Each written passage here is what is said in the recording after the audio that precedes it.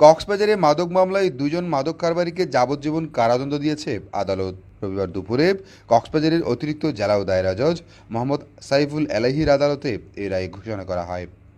রায়ের বিষয়টি নিশ্চিত করেন কক্সবাজারের জেলা ও দায়রা জজ আদালতের অতিরিক্ত পাবলিক প্রসিকিউটর অ্যাডভোকেট সুলতানুল আলম। তিনি বলেন, এই ধরনের রায় মাদক কারবারিদের জন্য হুঁশিয়ারি। আব্দুল্লাহ সাহেব সংবাদ পান যে কক্সবাজার থেকে ঢাকার মুখে প্রাইভেট কার যুগে মাদকের একটি বড় চালান যাচ্ছে। রামো থানাধীন জোয়ারিয়া নালায় চেকপোস্ট বসানো হয়। সকাল 7:30 কোটিকার সময় একটি প্রাইভেট কার ঘটনাস্থলে আসলে প্রাইভেট কারটিকে থামানো হয়। গত 2019 সালে গোপন সংবাদের ভিত্তিতে রাম উপজেলার জোয়ারিয়া নালায় চেকপোস্ট বসিয়ে কক্সবাজার থেকে প্রাইভেট কারে ঢাকায় ইয়াবা পাচারকালে নূরনবী ও আকলাকুল ইসলামের গাড়ির পেছনে তল্লাশি করে প্রায় 30,000 ইয়াবাসহ আটক করে।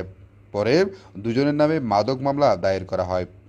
মামলার দীর্ঘ বিচারিক প্রক্রিয়া শেষে এই রায় দেয়া হয়। 29,200 পিস ইয়াবা উদ্ধার করা হয় এবং আসামিগণের বিরুদ্ধে মাদক আইনে 2018 সনের 36 10 গ ধারায় মামলা রুজু হয়। 10 জন সাক্ষ্য প্রদান করেন।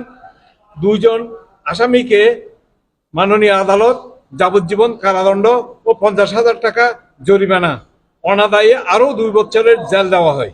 রায় প্রদানকালে দণ্ডিত আসামি নূরনবী ও আকলাকুল ইসলাম পলাতক ছিল।